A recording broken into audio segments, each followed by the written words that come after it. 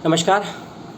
दूसरा वीडियो इस महीने का और चैनल पर आप सभी आए उसके लिए बहुत बहुत धन्यवाद और समय आपने दिया उसके लिए भी धन्यवाद। और क्षमा प्रार्थी हूँ आपसे कि लंबे अंतराल से वीडियो नहीं दे पाया था आपको। कल का वीडियो आपने देखा और पसंद किया उसके लिए बहुत बहुत धन्यवाद। दूसरा वीडियो है जब बात करेंगे Indian council of historical research JRF exam 2026 की 25-26 की, जो कि होने वाला है इस महीने, कभी भी हो सकता है। एडमिट कार्ड को लेकर अपडेट क्या है, एग्ज़ाम कब होगा उसको क्या है, एग्ज़ाम का पैटर्न, आपके सिलेबस और पेपर को चूज़ कैसे करना है अटेंड करने के लिए, और आपके कुछ और ज़रूरी सवाल, उन सब की बात करेंगे इस वीडियो में। और ओल्ड क्वेश्चन पेपर को लेकर भी कुछ आपकी समस्याएं थी उसके लेकर भी बातचीत करेंगे इसी लंबे चौड़े वीडियो में। अपने सवाल कमेंट बॉक्स में जरूर डाल दीजिएगा, और सवाल यदि आपके किसी मित्र का है जिसको पूछने में दिक्कत है उसका सवाल भी आप लोग अटैच कर दीजिएगा, ठीक है। सबसे पहली बात कि जो वेबसाइट है यूनिवर्सिटी संस्थान की फिलॉसफी रिसर्च की, इसकी प्रॉपरली ओपन नहीं हो रही है। उसके रीज़न क्या है ये संस्थान बताएगा। ईमेल और कॉल मैंने दोनों करा, ईमेल का जवाब आया नहीं, कॉल किसी ने उठाया नहीं। आप लोग भी ट्राई करके देख लीजिएगा। दूसरी चीज़, ओल्ड क्वेश्चन पेपर जो अगर वेबसाइट प्रॉपरली ओपन होती, मैं 2 दिन से ट्राई खुद कर रहा हूँ लेकिन मुझे जानकारी नहीं मिल पाई, तो क्वेश्चन पेपर तो मुझे नहीं मिले, लेकिन बैकअप आपको देना ज़रूरी है क्योंकि आपको एग्ज़ाम भी देना है। उससे पहले 2 सवाल ज़रूरी आए थे आपके कि एग्ज़ाम क्या ऑनलाइन है या ऑफलाइन है। जब आपने अप्लाई किया होगा तो आपको मालूम चल गया होगा पेपर किस माध्यम में है, CBT है या MCQ है ना, या OMR है, माफ़ करिएगा CBT है। तो एग्ज़ाम CBT मोड पर होगा, कंप्यूटर पर एग्ज़ाम आपको देना है, इसका ध्यान रखिएगा। कंप्यूटर टेस्ट होगा और MCQ क्वेश्चन पूछे जाएंगे, रिटन एग्जामिनेशन नहीं होगा। इस सवाल इसमें गंभीर आपके लिए ये समस्या पैदा कर रहा है कि सर हमने मिडिवल हिस्ट्री के लिए अप्लाई किया था या मॉडर्न के लिए हम भूल गए हैं। तो फॉर्म देखिएगा उसमें लिखा होगा, लेकिन एक बच्चा 2 चीज़ में जाके अटैम्प्ट नहीं कर सकता, क्योंकि ये सीधा इलीगल उसमें लिखा भी था फॉर्म में कि एक बच्चा यदि दोनों ही कैटेगरी के तीनों ही फॉर्म भर देता है, एंशिएंट का, मिडिवल का, मॉडर्न का, तो फॉर्म उसका रिजेक्ट माना जाएगा और एडमिट कार्ड आपका एक का ही आएगा। बाई चांस मान लीजिए किसी बच्चे ने तीनों फील्ड में अप्लाई कर दिया, ancient history, ancient Indian history, medieval Indian history और मॉडर्न इंडियन हिस्ट्री, तो एडमिट कार्ड बेशक 3 का आ जाएगा, लेकिन आप 3 एग्ज़ाम दे भी देंगे किसी कंडीशन में अगर, तो वैलिड आपका एक ही माना जाएगा। इसका ध्यान रखिएगा, एक ही आपका वैलिड माना जाएगा। एक और सवाल आपसे पूछा कमेंट करके कि मेल पे कि एग्ज़ाम किस माध्यम में होगा। एग्ज़ाम दोनों माध्यम में आता है, हिंदी में भी आता है, इंग्लिश में भी आता है, ठीक है।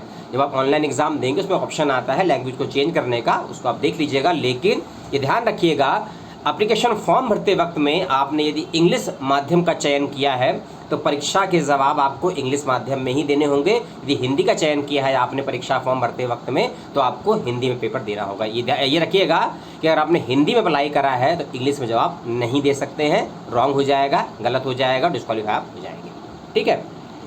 एक और चीज़ इसमें निकल कर ये सवाल आपका सामने आया कि सर सिलेबस क्या है। हाँ, सिलेबस ने कहा ना कि वेबसाइट प्रॉपरली खुल नहीं रही है, प्रॉपरली है ना। वेबसाइट अगर खुल जाती प्रॉपरली, मैं अभी भी ऑनलाइन ही बैठा हूँ और वेबसाइट लगभग खुल नहीं रही है पूरी तरीके से, लेकिन फिर भी पुरानी वेबसाइट सिलेबस मुझे मिल गया, मैं आपको डाल दूंगा कमेंट डिस्क्रिप्शन बॉक्स में, उसको देख लीजिएगा। एंशिएंट और मिडिवल और मॉडर्न तीनों का ही, यानी कि प्राचीन भारत, मध्यकालीन भारत और आधुनिक भारत का सिलेबस मैं आपको डाल दूंगा डिस्क्रिप्शन बॉक्स में, उसको देख लीजिएगा। एक और चीज़, 2 और वेबसाइट पर विजिट कर लीजिएगा समय मिले तो, UGC और JNU, UGC और JNU। और UGC की जाइएगा पुरानी वेबसाइट पर और JNU की भी पुरानी वेबसाइट पर जाइएगा। थोड़ी सी आप रिसर्च करके देखिए, आपको मिल जाएगा। हर चीज़ मैं कमेंट बॉक्स में डालूँ जरूरी नहीं है, थोड़ा आप रिसर्च करें, क्योंकि PhD में है आप लोग तो डेटा एनालिसिस आपको करना आता होगा, डेटा का आपको प्रदर्शन करना भी आता होगा, इतना आपको सिखाया गया होगा, ठीक है, प्री हाइपोथेसिस के दौरान और डेटा कलेक्शन के समय में, ठीक है।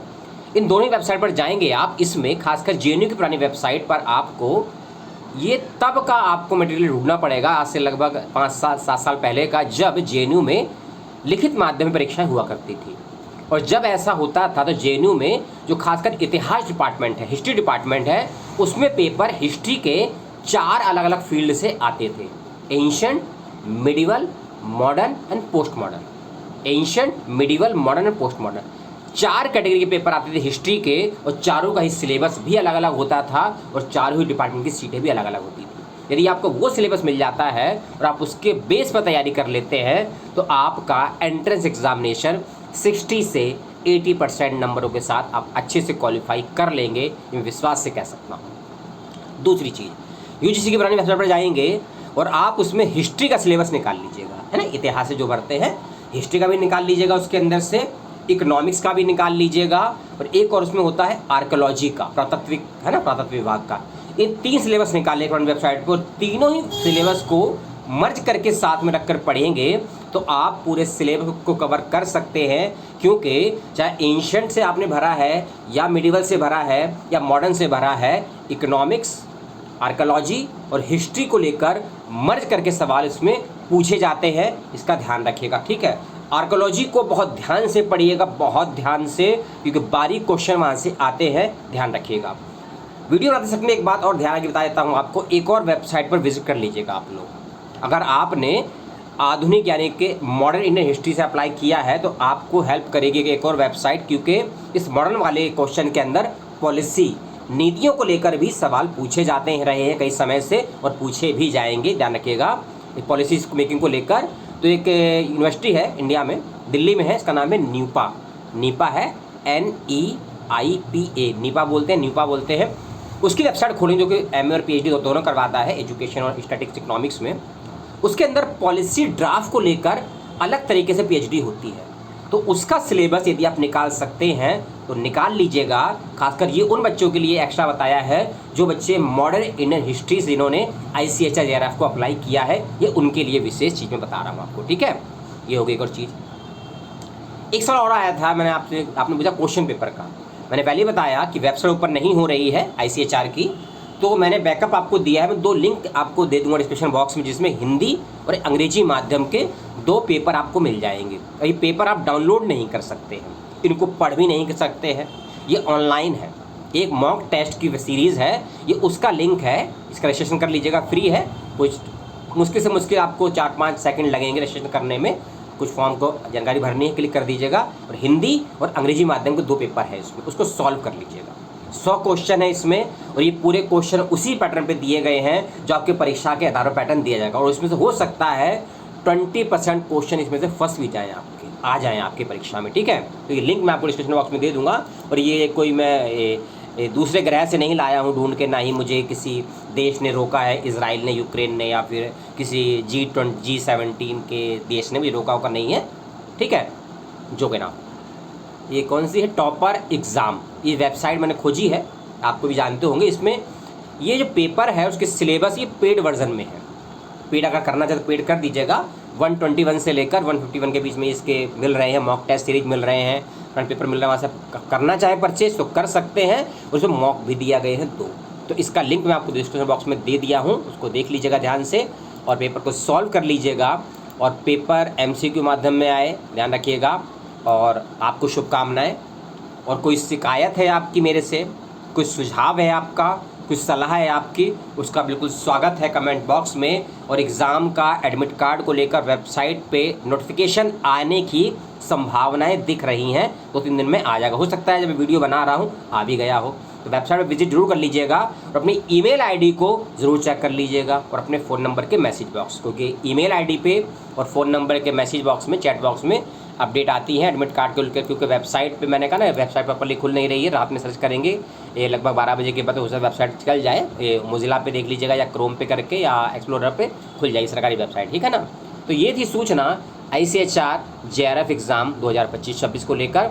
फिर भी कोई सवाल आपके जहन में है, दिलो दिमाग में, लीवर में, किडनी में, गुर्दे में, फेफड़े में कहीं फंसा हुआ जो समस्याएं पैदा कर रहा है, आपके दिमाग को परेशान कर रहा है, और कहीं ऐसा ना हो कि आपका भी एग्ज़ाम री तो नहीं होगा, रीनीट नहीं होता है इसके अंदर, क्योंकि ये पेपर लीक भी नहीं होता, कैंसिल भी नहीं होता। 2 और सवाल, अमाउंट किसी ने पूछा है कितना और इसका ड्यूरेशन पूछा। देखिए अमाउंट इसका है 17,600 ऐसे कुछ है, यानी कि 17,600 17,800 का अमाउंट है इसका, ये आपको मिलेगा। और साथ ही साथ में 2 साल की फेलोशिप है ये। लेकिन एक गंभीर सवाल एक कन्या के लड़की ने पूछा, बच्चे ने पूछा कि सर अगर हमने ये फेलोशिप ले ली, 2 साल तक हमने अमाउंट ले लिया, तो हम क्या दोबारा अप्लाई कर सकते हैं इसके लिए? सवाल के लिए धन्यवाद। सवाल में थोड़ी नज़ाकत तो नहीं कहेंगे, लड़कपन कहेंगे, बेटा ऐसा नहीं है। आप एक संस्थान से एक पाठ्यक्रम में एक विषय के लिए एक ही बार छात्रवृत्ति ले सकते हैं, इसका ध्यान रखिएगा। हाँ, या PhD सबमिट कर देते हैं कहीं और संस्थान से, एंशिएंट मिडिवल मॉडर्न में कहीं और से PhD करते हैं, तब आप चाहे तब भी नहीं ले सकते। हाँ, अगर आप फिलॉसफी में, आर्कोलॉजी में या एंथ्रोपोलॉजी में पीएचडी कहीं से करते हैं तो आप इसमें आवेदन कर सकते हैं, क्योंकि आपकी स्ट्रीम चेंज हो जाएगी। लेकिन सेम स्ट्रीम में, सेम फील्ड में, एक ही संस्थान से एक ही एग्ज़ाम के बेस पर 2 बार फेलोशिप या स्कॉलरशिप नहीं ले सकते हैं, मान्य भी नहीं है, गैरकानूनी भी है। यदि कोई आपका मित्र ले रहा है या ले रही है तो कभी छापा पड़ गया, जानकारी मिल गई, क्योंकि जानकारियाँ खोजने में समय नहीं लगता है, तो करियर भी ख़राब हो जाएगा, नाम भी ख़राब हो जाएगा, एजुकेशन भी ख़राब हो जाएगी। तो थोड़ी सी चालाकी वहाँ मत दिखाइएगा, रिसर्च पे अच्छे से काम करिएगा। और आप सभी को बहुत शुभकामनाएं परीक्षाओं के लिए। और क्या है, और कुछ है, हाँ, फादर्स डे है आज, तो इन सभी की बहुत बहुत शुभकामनाएं आपको। अपने पापा मम्मी सबका आदर करिएगा, और एक दिन ही सही याद कर लीजिएगा, दुनिया कर रही है, हम तो नहीं करते हैं, क्योंकि हमारे लिए तो रोज़ ही हमारा मातृ दिवस, पितृ दिवस और देश दिवस होता है। तो आप सभी को पुनः शुभकामनाएं। जय हिंद, दुआ सलाम सभी को मेरी तरफ से।